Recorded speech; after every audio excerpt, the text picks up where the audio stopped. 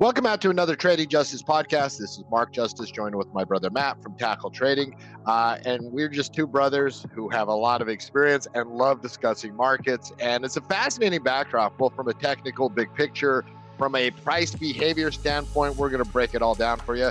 And we also got 10 charts. Each of us are bringing 5 charts, which also spurred a debate on what defines the chart between me and my brother. We got 5 charts each that we found interesting. That we're going to share here, talk stocks in the news, answer a few questions. We're going to have it all for you. But Matt, this Wednesday, you are teaching. How are you doing, brother? You're teaching a precision trading, which is probably why we had a difference in the definition of a chart. Because you are a precision trader. Yeah, I will be teaching precision trading later on this week, Wednesday, February 19th, 7 p.m. Eastern Standard Time. And if you're interested in learning about charting, technical analysis, trends, patterns, support, resistance, prepping trade, swing trading, and trading options in general, we're going to have a tremendous amount of fun and education on Wednesday. So hit the link in the description below. It's the live events page at Tackle Trading, and going to have a lot of fun on Wednesday. So come check it out if you've never attended the precision trading webinar. Yeah, seriously, if you are a new intermediate trader, this is one of these just attend, make the time, be there events. Matt does a great job laying down. This is one of the foundational knowledge classes that Matt teaches. And so, certainly give him my highest recommendation. Matt, as we head into the week, everyone is talking one subject, S&P ready for a breakout, right? I've already seen on different sewing circles, that's just, is it ready? Is it time? Are we going to do this? Right. And from a technical perspective, break that down for us, because that's what, the conversation for Tuesday is going to be. I think that is obviously the number one question on everybody's mind as we approach next week is, are we going to break out here? Are we going to officially break out after 3 months of kind of choppy up and down price action, themes, economic, macro, earnings, you name it, the changing of the guard from a presidential perspective? And we've kind of navigated all of that, and we're still kind of stuck in this, little bit of a range. And so the question on everybody's mind this weekend is, I think, the same question that was on everybody's mind last weekend. Little bit different, but the weekend before, and quite frankly, going back to early to mid-December last December, when we were talking about a high base type technical formation at the top end going into that 610. The last few weeks in the Tackle Trading newsletter that we put out there for the pros each and every Friday, definitely check that out if you're a pro member. And if you're not a pro member, that's worth the price of admission in and of itself, in my opinion. But when you look, kind of the technical message of the last 3 weeks was, all right, here's where we're at on the technical side of the equation. There's a battle going on. We're rinsing, like, for example, last week, it's like we got this pattern over the last 3 weeks, right? You got DeepSeek, then you got the tariff news, then you got these Friday hesitate, sell down Friday, gap down on a Monday, recover throughout the rest of the week. That's kind of been that pattern over the course of the last few weeks. And to answer your question, is the market ready to break out? Looking back, I don't think the market was ready to break out last Friday. I don't think the market was ready to break out the Friday before that. You saw 2 situations where you started seeing the selling pressure on Friday, on that Friday, as it did hit that 610 level. You saw that a week ago when it kind of got into that level of 610, sold off. The week before, you saw some hesitation at that 610 level before you had the DeepSeek news and the gap down in price on that Monday. I think the market's more primed to break out at this point than at any other point in this saga of last December till right now, for a couple different reasons. Number one, the earnings theme is a very positive theme for the market. There's macro themes that are a little bit of a headwind for the market right now, but that earnings theme is a very good tailwind for the market. That's number one. And Matt, let me spend. I think this is an important point, because in my note coming into the podcast, and you're my earnings guy, but I have this as a note. Reading the newsletter at Tackle Trading this weekend, when I saw that the EPS growth rate for the Q4 was 16.9%, which was a bump up, well ahead of the 11.8 estimate. That's a big win, like for the earnings season as a whole, isn't it? I mean, that's a big Not significant. only is it a big win, I track that blended growth religiously throughout every earnings season, and it's been very consistent throughout the entire earnings season. You started out right around south of 11%, but you get a consistent bump up. You go through max 7 weeks, you get bigger bumps up. It was a very consistent journey through the blend on the blended EPS growth throughout this earnings season as well. And so that's a good point there, Chucky. I'd say the second point that the market is a little bit more primed to break out this time is just the price action on Friday was very interesting. You last Friday, for example, if you look at it from like an intraday intraday time period, we're going to have to go to the hourly chart there. But if you look last Friday, for example, Mark, you kind of sniffed 610, sold off very aggressively throughout the rest of the day, had a sour note going into the weekend. It was good to see the market not gap this Monday. That's another point. But the Friday before that, you saw a big sell off. And then even after the market closed, it continued to sell off. You saw a very similar thing on the Friday before that as well. This past Friday, Mark, it was playing defense above the lower level of the breakout channel. Right. And so, this is a great point. Yeah, 610 is kind of the zone, but it's really kind of 609 to 611 is the zone of resistance here. And throughout the entire day on Friday, it broke out of that lower band at 609. It kind of got into the upper band at 611. And then, Mark, I was ready for the last 2 hours of the trading session on Friday to see this sell-off, right? To see this sell-off, to see the profit-taking sell-off that we've seen for the last 3 Fridays. And it tried multiple times and really got right back up above that 609. And so you saw it play a little bit of better defense going into the weekend as well. And then, Mark, the last point I'll bring technically here is you now got a very clean technical cup and handle formation on the weekly chart with that 20-period weekly, which I spent quite a bit of time last week talking about the importance of that level holding in the newsletter from last week. Like I said, that newsletter is very, very good, and it will help you navigate these markets. I don't intend to promote right now. I read the newsletter for information as a trader. As well, you should. I work for Tackle Trading. This is but as a trader, I read markets. But the technical read in the newsletter is going to help you understand the overall technical. That earnings, right? The earnings, and I'll give quick hits in earnings and all that. Yeah. No, the earnings number, and I'll give you another one because I don't know if this is on, but like you talked about in the newsletter how RSI and MACD are supportive of a move up here. And that wasn't and Matt, I'll tell you, and when you have mentioned that combination over the last 6 months, we've usually got a confirmation signal here. It's usually, yeah. Well, and that's what I was going to say in this kind of increase in support, Mark. On last week, I was talking about how vitally important that was.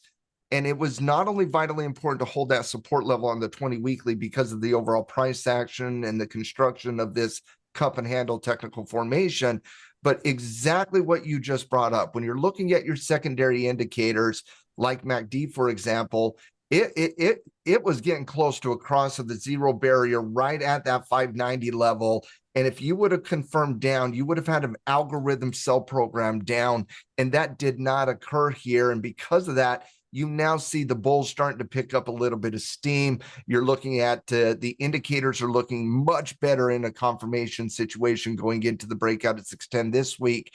And again, I'm not saying that, oh my goodness, now it's going to break 610 and we're going to get that momentum love out there. I don't know if that's the overall read in the marketplace, but I do think that the market is much more primed and much more ready to break out at this point than it was in any point up until the Fed craziness in December. So again, long-winded way of answering your question, Mark. Yeah. but I would say it has a higher probability and a better edge this going into next week than it did the past few weeks. It feels like the market, and we've been trading this similar market, some version of it for 2-3 months now. Yeah. It feels like this is a go or don't moment in the market, and it hasn't felt that way to me over the last month. It feels like it is either reasserted a little bit of control on, and I want to talk about that in just 1 second, but it feels like this is a moment. It's like either we're going to break out, take that 620, 625, 630 journey, or we're going to take a leg down because there's just not the spirit there. Feels like the bulls have the best case, but if they cannot do it, and I'll add to it. So you laid out a really good case, right? I'll add to it. We don't have a lot of stuff coming up this week. Yeah. Right. Like we've had big tariff news kind of behind us. You never know how that might, insert its head, but kind of, Trump made the announcement, like getting a little bit comfortable with the language around the tariff. Super comfortable. Like whether they should or not, they are. Okay, that's a different debate because the market is not accurately pricing in the risk factors here. But I would agree they're getting more comfortable. And I said that last week in the podcast that I felt like the market is going to get more comfortable with the tariff conversation. And I'll tell you right now, right or wrong, most of Wall Street sees that tariff conversation as nothing but a negotiation. Yeah, and so that is whether that is right 5 months from now, we won't know. We don't know. But we do know that's Wall Street. They're moving past it. That's a plus on a potential break. Yeah, that's a plus. So I think and then just don't have a lot of things. You don't have anything on the economic calendar. Kind of some of the big announcements out of Trump. Earnings is light. I mean, and so we have an environment. Walmart. And so we have an environment that news light, technical strong, that can carry a breakout, certainly on my radar to adjust if it confirms this week. So either you better break out this week. If you can't break out, no, serious. If we are having this conversation a week, 10 days from now, market's probably primed to take a leg down because it is not a bad setup. It is not a bad setup. I don't think it's just you and I looking at the market right now and saying the market has a better setup going into next week than it did weeks. I would say the overall market in general has a better look at this point going into, and I'm speaking purely technically here, better look going into next week as it has in months. I'd say since the high base in December, they got blown up by the Fed. Now, the question, if it breaks out, if we get a breakout here, what leads? And the one thing we saw after the inflationary data, and we're going to weave into the inflationary data a few times into this podcast, so I don't want to spend a lot of time on it right now. But after the inflationary data came out this week, CPI came out super hot. PPA came hot. And if I read one more big brain nerd, say, yeah, but the core PCE components within the PPI could be, just shut up. The numbers were hot. Come on, let's call a spade here, right? But after that, those numbers came out, we saw clear leaders. You can't paint CPI and PPI anything other but hot. Like, but anybody's doing that, don't listen to them. Oh my gosh. It's it's all of the. Stop listening to it. No, I like bull porn.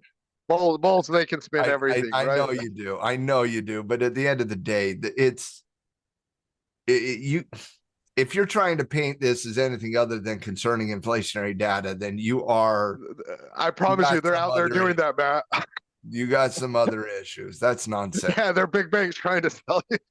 They're banks trying to sell you shit is what they're trying to do. That's nonsense, though. It is absolutely nonsensical to look at the inflationary environment coming out of the CPI and the PPI report this week and say anything other than concerning. If you're parsing data to try to find that bull thesis out there on the inflationary side, you're on an island.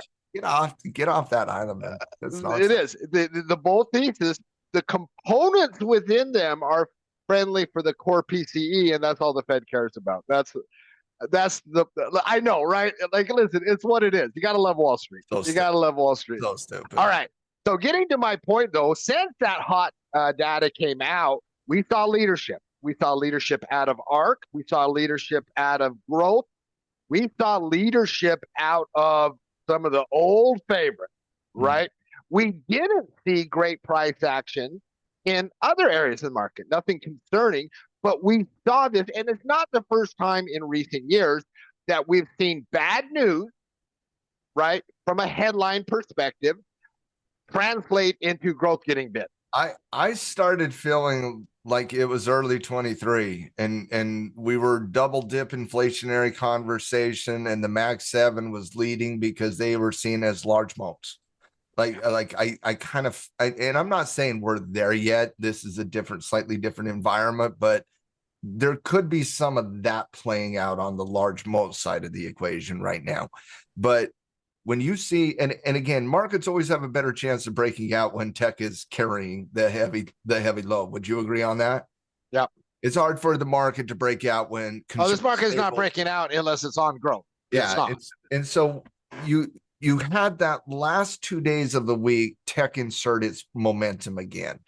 And tech led throughout that 2-day stretch. Tech up 3% on the week. Comms, which is the highest rated sector in tackle trading, up over 2% on the week. Consumer cyclical, despite Tesla being a garbage chart right now. That's in my top 5, by the way. Consumer cyclical without Tesla was up 1.6%. And so you're obviously seeing an aggressive move here in the market. ARC was a standout. One of the charts that interests me that I'll have. So does that have the ability to carry? Yeah, if the momentum areas of the market are going to trade on some momentum, you might have a good 1 to 2 week stretch here on some bull momentum. So I do think that, and that just goes to another reason why the market has a better chance of breaking out, because you don't have defensive and cyclical leading, you have aggressive and defensive leading, and aggressive just has a little bit more of an ability to carry that momentum forward. Yeah, it does, absolutely. And it was an interesting week, with the inflationary data. I want to save that conversation, but we did see price action in metals. Very interesting. Matt, copper, gold, silver all ended the week up from 1 week ago. And if you would have talked to owners of any of them on Friday, you would have felt like it was the apocalypse. Literally, had you not had dramatic price movement up. I have a hard time listening to people complain about Friday on gold after this beautiful stretch we've had on gold. But if you just bought Friday because you woke up to an overextended situation on gold, then you bought an overextended situation on gold. All three were up on the week, and if you talk to anyone that owned them on Friday, you'd have thought that it was a bear market. Oh, that's because they were nasty. It was nasty volatile on Friday. We had some very big whipsaw price action on Friday. But in general, I see this as shifting volatility, the top end of a trend. And the reason I groan is my brother has an impeccable track record after short-term trends when he uses the phrase shifting volatility. He's very selective. And he is very selective, Like, it's just a logical, simple thing to me. Buyers have bought from about all year, right? About all year, pretty much all year.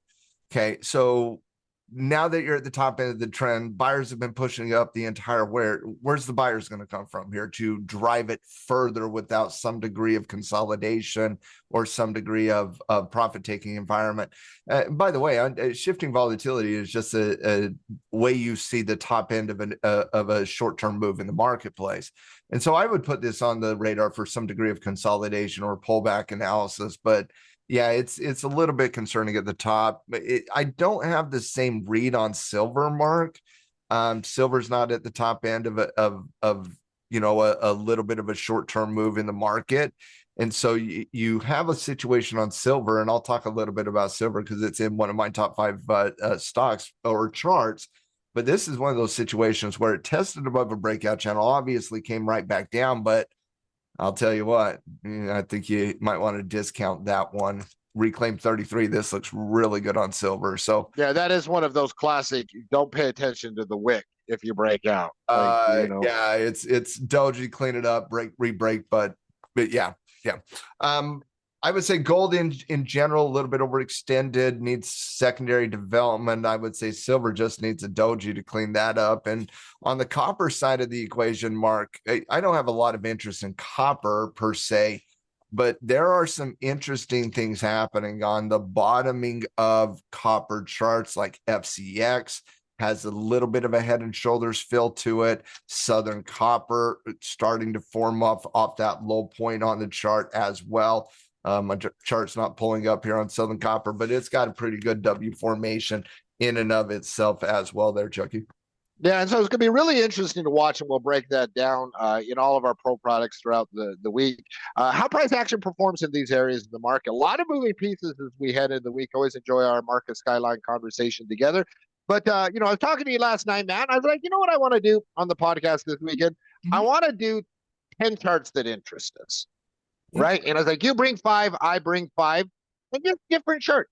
Like, they don't have to be the greatest chart you think for whatever precision trade, right? But we didn't really dial in the specific things for those charts. No, there was which prompted the best chart, worst chart. This was dealer's choice. Whatever. It was 5 charts that interest you. Yes, 5 charts that interest. So we're going to do that segment right now. I'm going to discuss 5 charts that interest me for different reasons. You'll discuss 5. We'll have a little conversation, have some fun with it. Because what are traders? They like charts. They like numbers. They like, some of us like macro trends, this and that. Let's break it down. I'll go first, Matt. I'll go first. And, the chart that interests me from a technical perspective, because I have some macro charts, I got a sentiment chart, are some of the longer reversing big trends in areas of the market. The first chart that interests me is K-Web on the weekly chart. We can look at it on the daily chart. But whenever I break in a major area of the market, the 200 weekly, and I consider Chinese tech a major area of the market, not the U.S. market, but it's a big market, right?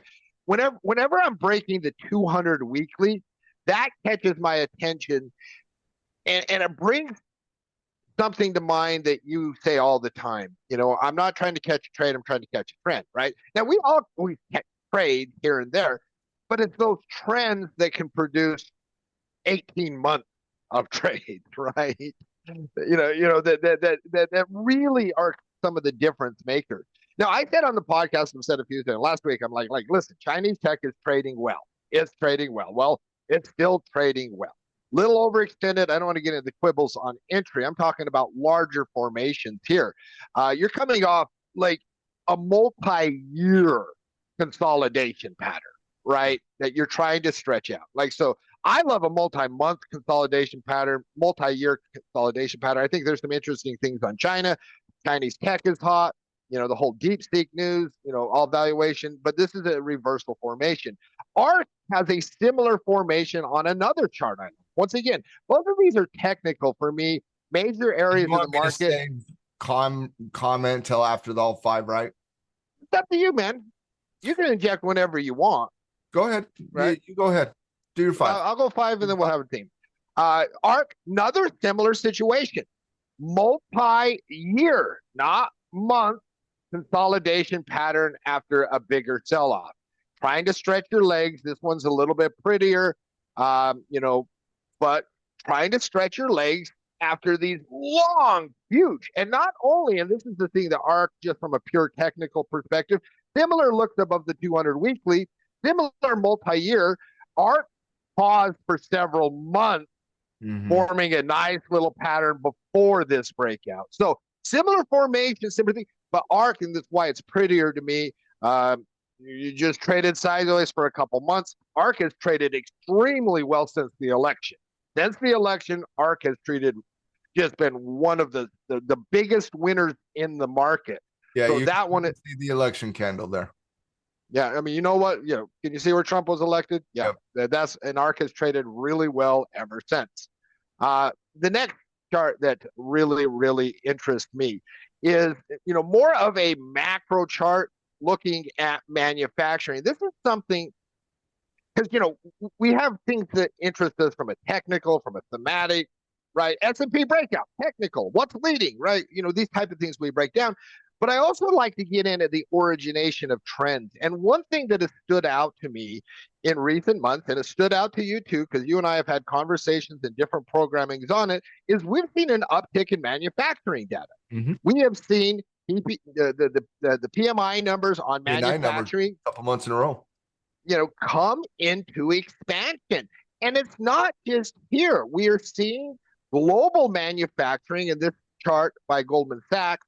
We're starting to see upticks. And so all three of these charts, one of the things that really interests me is bottoming formations that have lasted years, whether technically or in contraction, that you're starting to expand out.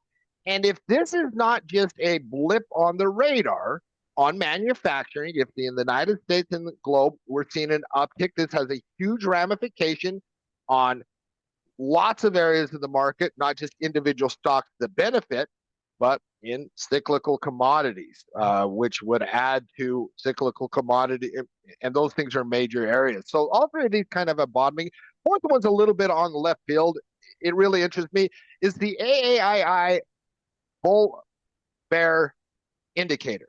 And what this does is this takes a sentiment read of institutional investors and gives you a check on the sentiment. Now, I use this chart as a contrarian chart. For whatever reason, in the last couple of months, we've seen significant dips down in the sentiment in this investing class. And when you have seen big steps, steps down in sentiment, and maybe it's tariff headlines, maybe it's who knows why. But when sentiment is most likely inflation, I would say inflation, tariffs, headline type stuff that you see on the news, right? But we've seen a really significant dip down. Now, consumer confidence, I know it's different, but consumer confidence was down. Big miss last week. There you go. A week ago. Now, what happened, and this is one of those things that if you were to get a breakout, all of a sudden you see that sentiment indicator reverse really quickly. And individuals that may not be, when you see people chase and momentum. Exactly. And that's why I love it. And so when I see Wall Street's position to break out, then retail jumps in, tracing and push. Yeah, we've seen this play out quite a bit. And so we've seen this play out. So this was one of these things that we break sentiment indicator on that one. Okay. And I thought it was notable just because of how low it was, despite price being at the high. Mm-hmm. And so I think, when I look at, my first four charts are kind of like optimistic. I'm like, I'm seeing reversal technical things in areas of the market like ARC, which can give you a ton of trades and all kinds of ARC components that are popular in KWeb. In manufacturing data, a little contrarian for the bulls on the sentiment indicator. Now, the one, and it's a cautionary chart for me. I would just, on the sentiment indicator, I would just say, what if retail's right? And what I mean by that is in these other situations where sentiment faltered, so did price. Price didn't here. Price held up, sentiment faltered. It was the first time, look at price come down. Sentiment come down, price come down. Sentiment come down, price come down. Sentiment come down, price come down. It usually follows price. Right. Price has held up a little bit. So seen a little bit of, all I'm pointing out is divergence that goes along with contrarian analysis in general. So yeah, go ahead. I'll bet on the price action. Your last one. Well, last one is all right.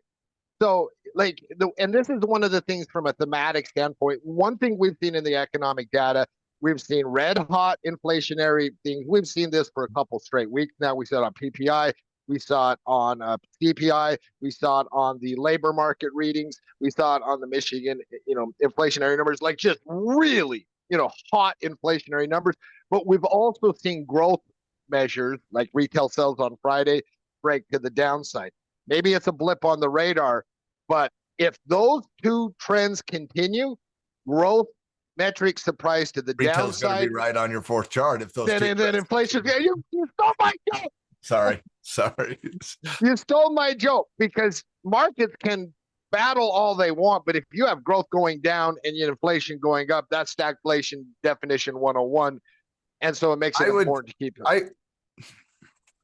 The one thing, because this chart is a concerning chart, they're going in the wrong direction, but would you say there is a little bit of seasonality playing out right now on the slowdown on the growth side throughout the winter seasonality versus inflation bumps up due to holiday sales and so on and so forth. Like we It, saw this last year, by the way. yeah, no, Jim Reed from Deutsche Bank, your favorite bank. You'd probably like Jim Reed. You guys think alike. But he was talking about this week. I was reading about the seasonality effects of inflation and how first few months of the year, right? And the Wall Street, I think they're absorbing that argument as Yeah. well. All right, we saw this last year, didn't come about anything, so we're not going to overreact to this one. And I'm not saying that's not even the wrong. Let's not overreact to one data point. Jay Powell said that in front of the Senate, or it was the House on Thursday or on Wednesday. On Wednesday before the House, he said, "Yeah, listen, it was a hot CPI. We're not going to overreact, right? But trends that occur, right? That's where we need to pay attention to, and I think that's where we're at on inflation right now in my head. Sounds like that's what you're kind of thinking too. Like, pay attention to the data. Don't overreact to any one data point." I'm concerned on the inflationary side of the equation. I think there's some differences this go around. I think it's a mistake just to say it's seasonality. I think there's obvious differences this go around versus last year. Number one is tariffs. Number two is Janet Yellen. Janet Yellen was trying her best last year to drive everything down, prices down, everything down. And so I do think there's a little bit of substantial differences in those two. But I will say this, in my read of Wall Street, that's where their head's at. They've discounted both the inflationary side of the equation and the tariff side of the equation. Whereas you see that that chart, Mark, and I think it was the sentiment chart. You see retail sentiment go down. You see consumer confidence go down. I love this point you're making. And tariffs, but the market price is held up really firm because Wall Street is discounting tariffs and inflation. Well, what if retail's right? What if the concern that retail has had is the right read, and Wall Street is not pricing in the risk factor of both the inflationary conversation and the tariff conversation, which can go hand in hand? But I just, that kind of stands out to me. What's your thoughts? Well, if retail's right here, and if those trends on growth, that's an if, because it's more institutional investor, like people with money. Other than it's more of a debate than Wall Street is pricing. Yes, right we both agree with that 1,000%. Yeah, right. And Wall Street, you can just discount inflation totality as seasonal right now. I think that's foolish. No, I think the acyclical components that are driving up in inflation could be people that are doing that on Wall Street are simply doing it because they don't want to get yelled at right now. And so it's concerning. That chart to me is concerning. There's some divergent charts in the macro data right now, and Wall Street is not pricing in the risk. And retail's always going to duck their head in the sand like an ostrich when things get slightly concerning out there. Okay, Wall Street's going to discount that. This isn't new to the conversation. I'm just saying you are seeing some pretty dramatic divergences on those two topics. All right. I like your 5 charts there, Chucky. By the way, I'll take ARC over K-Web as well. But I like ARC right now. You're such a red, white, and bluer. 1,000%, baby. I eat, sleep, and breathe the United States of You're such a red, white, and bluer. God bless America. And with that, God bless Kathy Wood. Hey, guess what, guys? I'm bringing 5 American charts here. That's what I'm doing. Okay. But when we're looking at my charts here, Mark, and I'm just going to kind of go down the list here, not in any order. But I have 5. So this is 5 because I was really interested in what you brought, because this is 5 charts that interest you. Yeah, for different reasons. For different reasons, but they definitely are 5 charts that interest me. Number 1, Tesla here. I'm fascinated that discretionary had as good of a week last week as it did in the face of kind of what Tesla is doing. But why it fascinates me here, Mark, is you look on the daily chart and this thing looks like a nightmare brewing.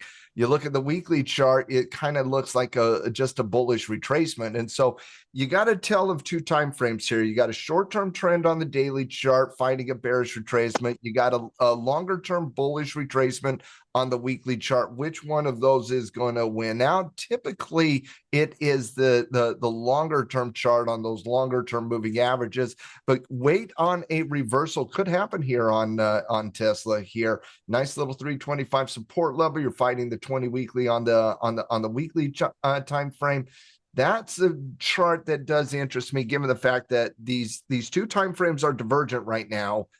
They got to realign themselves, and that's when you wait on a bullish reversal on this short-term daily chart on Tesla. So my fifth chart out there would be Tesla. My fourth chart, I'm going to come back to SLV here, Mark. This is a chart that at Tackle Trading, me and Coach Frank will say this quite a bit. When you see a price action like we're seeing on SLV right now, need a doji. And whenever you hear that concept, need a doji, it simply means we just need to clean up kind of the recent volatility here. And if you get a doji, you look at this as a pullback situation, upward movement in price, treat it like a retracement. That would be a very good look when you're looking at this from a pure technical situation. So Mark, you get this price action. I'll get you a nice little yellow color here so you can see it. You get this little price action here, inside candle, and then Chucky, that's that Nita doji that smooths out that volatility. Then you get that upward movement in price.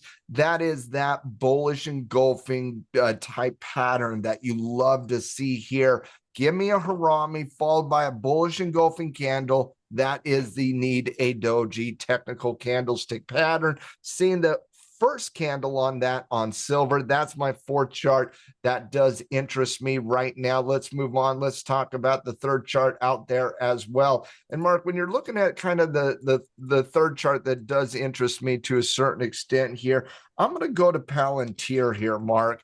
And the reason I'm going to bring up Palantir, kind of like you were talking about with ARK, for example, when you were looking at ARK was like one of those situations where good momentum, right? Good momentum, breaking out of consolidation. Well, Palantir is not breaking out of consolidation, but it is a momentum name that is very similar to ARK. Probably the most momentum mean I get when it comes to playing around with companies that do remind you of ARK. The reason I bring it up is because you got a secondary pattern here after a positive earnings report. We talk about this all the time, waiting 4, 5, 6 trading sessions to clean up that secondary pattern following an earnings report. You gap out, and you don't know what that pattern is going to be in the real time. You just simply don't. You got to kind of wait on that development. But what do you have now? You got a high base between 110 and 120. You're breaking out of 120.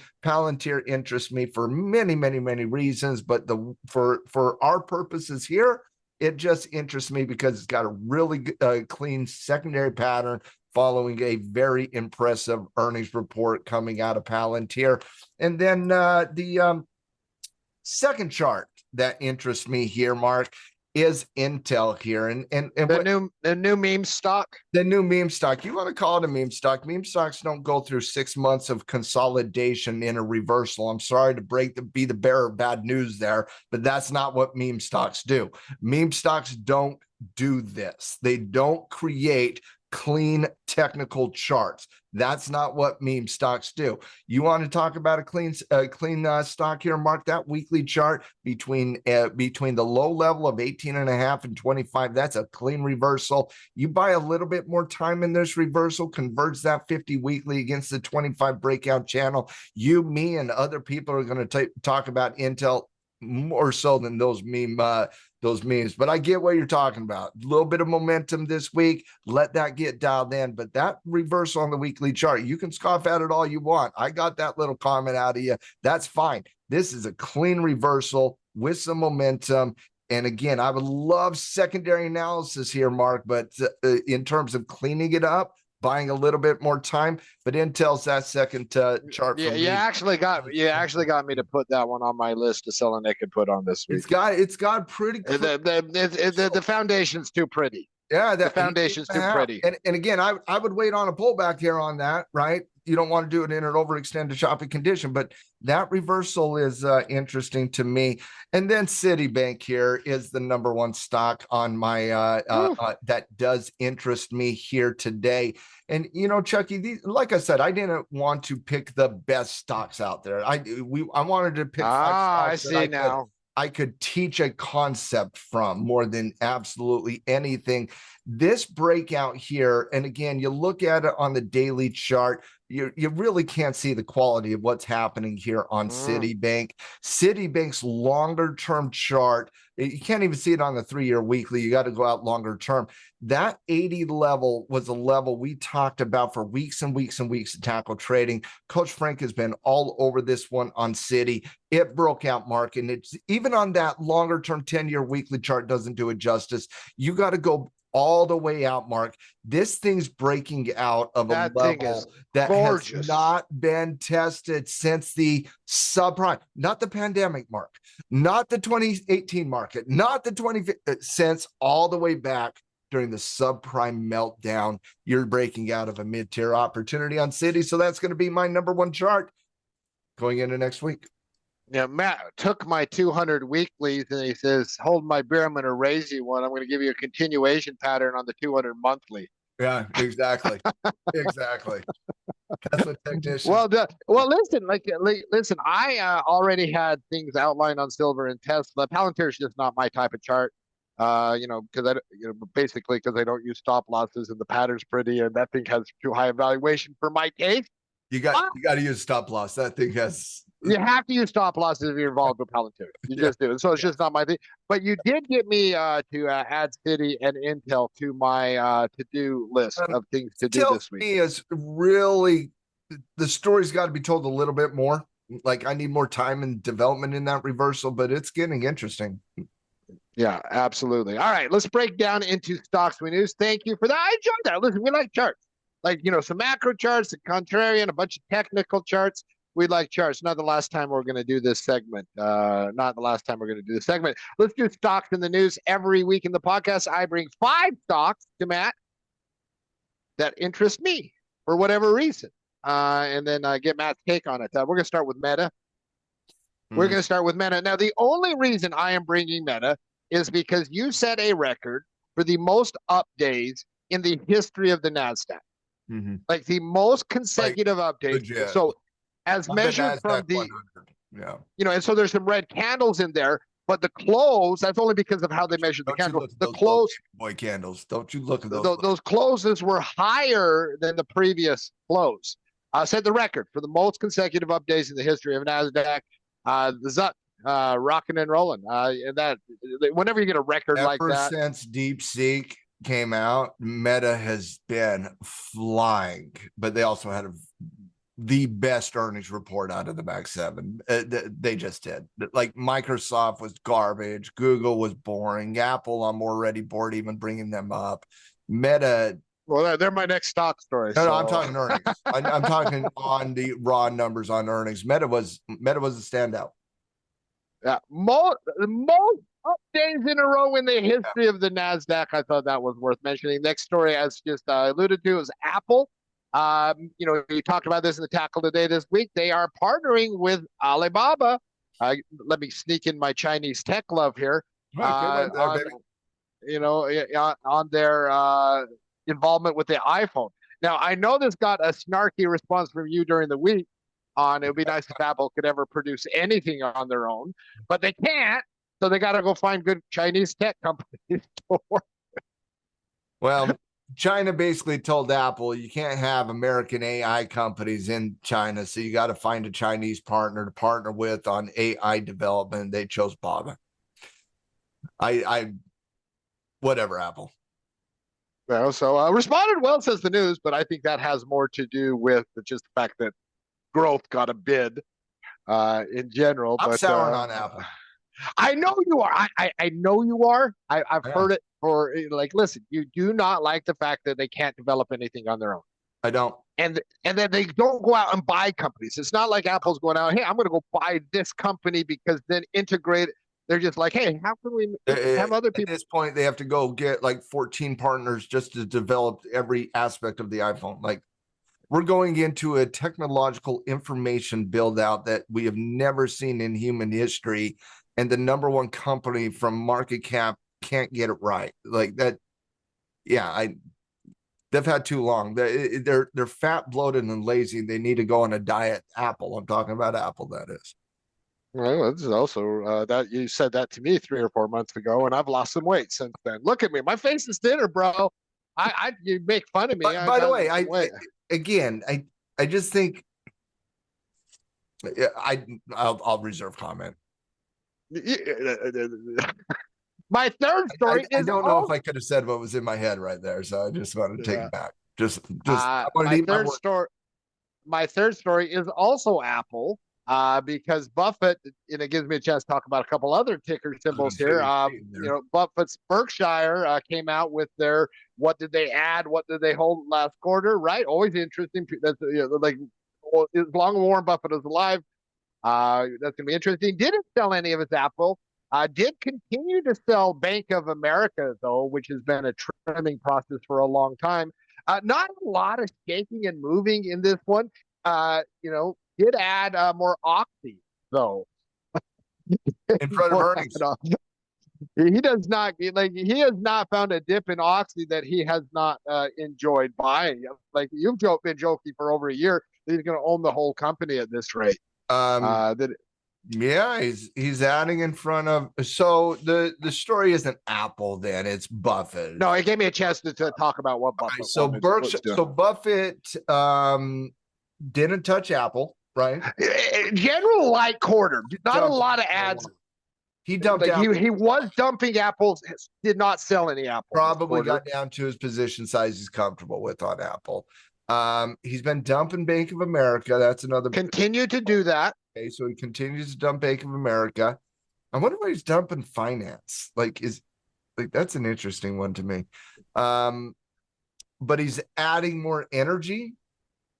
Yeah, adding more energy. That was the largest ad of the quarter. Was more Oxy. If I'm outside, I don't like a lot about the current volatility in the energy market, and crude oil is in a short-term nasty technical situation. But I'm willing to bet he's banking on the deregulation argument over the next few years in energy. Because it was a really light quarter, because a lot has been made out of Warren Buffett's cash pile of Berkshire. They're sitting on a ton of cash, but not a lot. Didn't put a lot to work, but didn't sell a lot of new things either. Oxy was one of the bigger ads, if not the biggest ad. So I just always interesting to talk about Uncle Warren. He doesn't. Next one is Coca-Cola. This one stood out for me from the first moment you reported earnings. I couldn't I'd talk about it because you had, once again, multi-month consolidation in a sector that has a decent chart, gap up on decent earnings. That one smelt of pay attention to secondary patterns on Coca-Cola. It was one of the standouts from following. Overextended, look for a pullback here. But yeah, slight numbers. Listen. Think Walmart. Do not underestimate the blue of the blue chips in staples. When they catch an earnings report bid, it can start not just a trade, but a trend. And so whenever I see this type of price action, big sell-off, good earnings response, good numbers, it's the mistake I've made. And probably one of the biggest mistakes I've made over the last 3 or 4 years is underestimating what boring companies can do if they catch a bid. So this one has secondary pattern. Any thoughts on earnings or anything else? Good reversal comes from a low point. Broke out on what I would describe as a breakaway gap. You ran away from the price, which shows you a little bit of momentum. Secondarily, I think they raised dividend for the 148th consecutive year as well. Well, they do. They raised dividend by about 5% as well. So I thought they had a decent report. Obviously, the increase in dividend was the standout, but good technicals, just a little bit overextended weight on secondary pattern. Fifth stock is a combination, take your dealer's choice of Hood or DraftKings. Our components have traded really, really well for a while now. We saw really nice price action following earnings.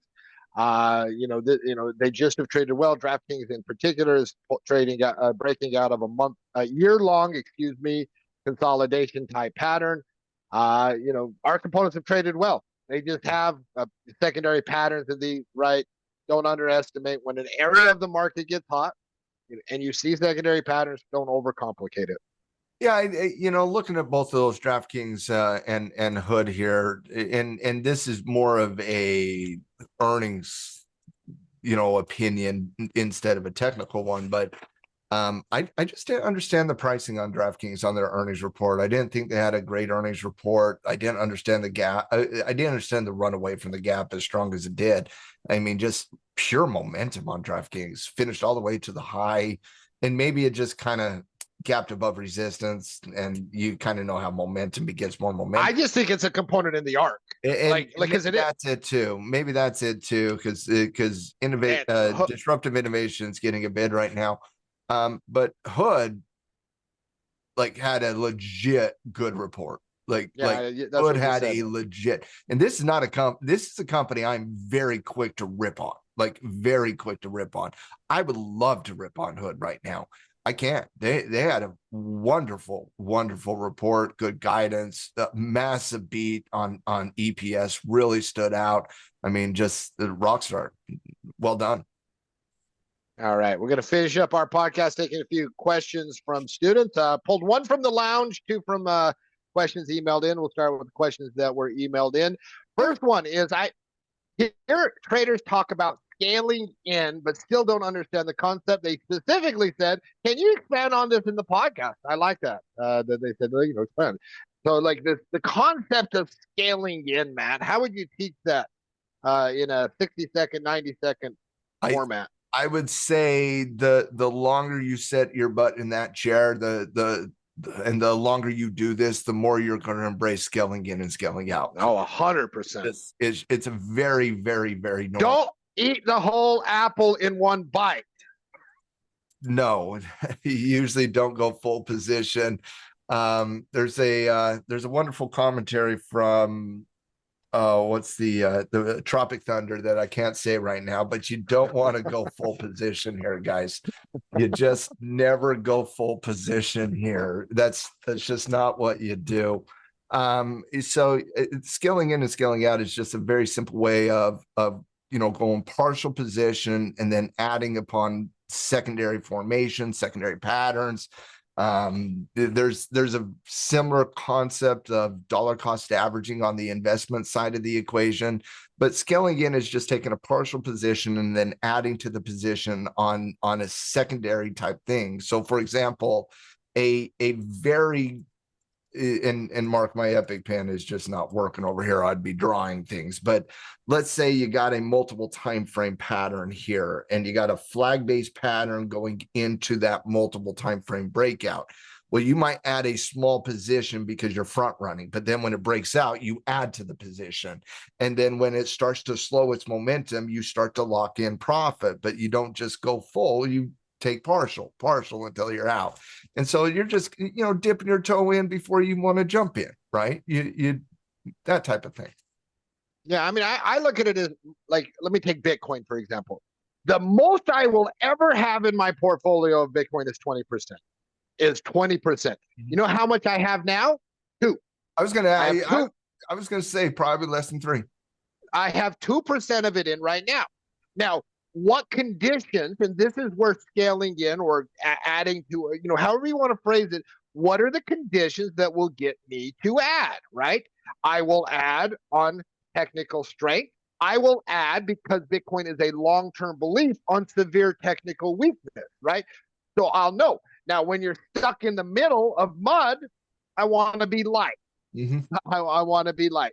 And so it's just where, it is just not being at max position on any given asset class, and then knowing what gets you to increase that position size, right? On that. All right. Enjoy that conversation. We could talk about that for a long time. So come join the Traders Lounge. We'll talk more about it if you want. Next question is, at what point, and they specifically use GDX as an example here, but at what, and I think this was induced by the Friday candle. Probably. I got this. At what point do you simply say take the profit on big run-ups like GDX? So I think what they're asking here is, At what point do you start taking profit on big run-ups? I think a red candle like that induces these types of I think you draw a stop loss underneath the low of Friday's candle, and I also think you probably could already be scaling out of the position simply because you're overextended. But at a bare minimum here, I think you got to be adjusting stop loss because you are generally overextended. You've had a very good run. It like on the longer term side of the equation, like I can just tell you a lot of people at Tackle Trading are writing covered calls at this point instead of just getting out of their GDX position, write that covered call. In fact, you and I were on the lounge this week, and someone asked the question. We said, "No, don't roll those up. This has been a good run. Don't get greedy here." Yeah, don't get greedy. Don't get greedy here. And so I would say in general, that's kind of where our head's at, is that we kind of feel like it's been a really good run on gold, and most likely going to see some consolidation here, maybe even a pullback. Adjust stop loss, scale out, wait for the next trade on gold. All right, next one was this is the one from the Traders Lounge. I always take in this section one from the Traders Lounge that interested me the most. His question was on inflation. It says, and you could tell from the question they were a little concerned about inflation, and they say, I see this varying in a lot of different areas in my portfolio in the things. And then the specific question was, to what extent should I have inflation impact my trade management decision? Now, I loved your answer on the Traders Lounge because you said none. On the Traders Lounge this week, on your short-term trading decisions, you said none, which was very, especially on a week like this, great advice. Stock trader very well. But expand on why on your short-term trading decisions, even if you have long-term concerns, is the answer done for you? Inflation is a macro conversation. It's the top-down approach to the marketplace. And so when we're talking inflation, we're talking the major markets, we're talking macro, we're talking that. They were talking short-term trading, swing trading. When you're swing trading, the only thing that matters is the technical conversation. That's the only thing that matters. And so, like, for example, if you were to tell me, Palantir has a high valuation, I would say, I don't care.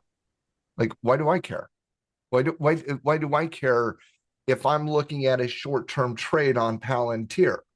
That valuation has nothing to do with whether or not Palantir is going to work out that short-term momentum trade in the next week and a half. As an investor in Palantir, I do care about that valuation. Yeah, that's where it does matter.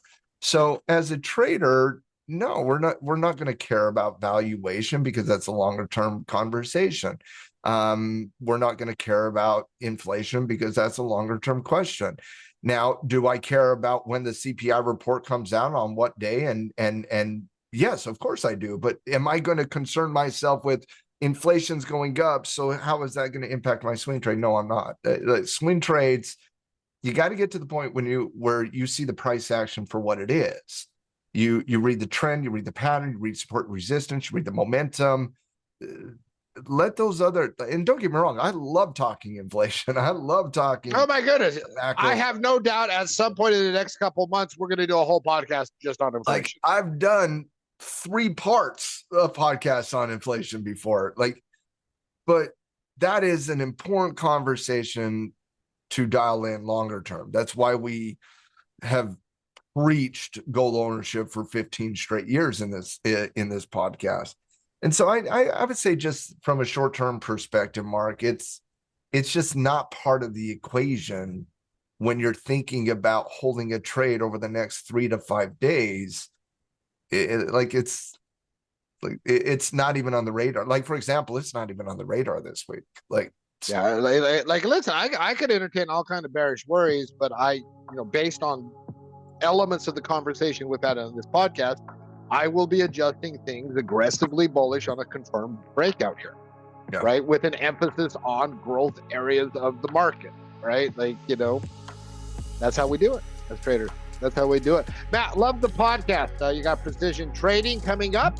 You'll be on Tackle today doing that. send us out. Talk about those things as you send us out. Yeah, I got precision trading coming up on Wednesday, February 19th, 7 p.m. Eastern Standard Time. Come join us. We're going to have a lot of fun learning about trends, patterns, support, resistance, trading options in this awesome swing trading webinar on Wednesday, February 19th. You can hit the link in the description below to register for free for that course. And if you are new to tackle trading and you want to sign up for a free trial membership of tackletrading.com, you can do so at that live events page as well. If you scroll down a little bit, you can see that sign up for free right there. Try that for free. You can also do that at tackletrading.com.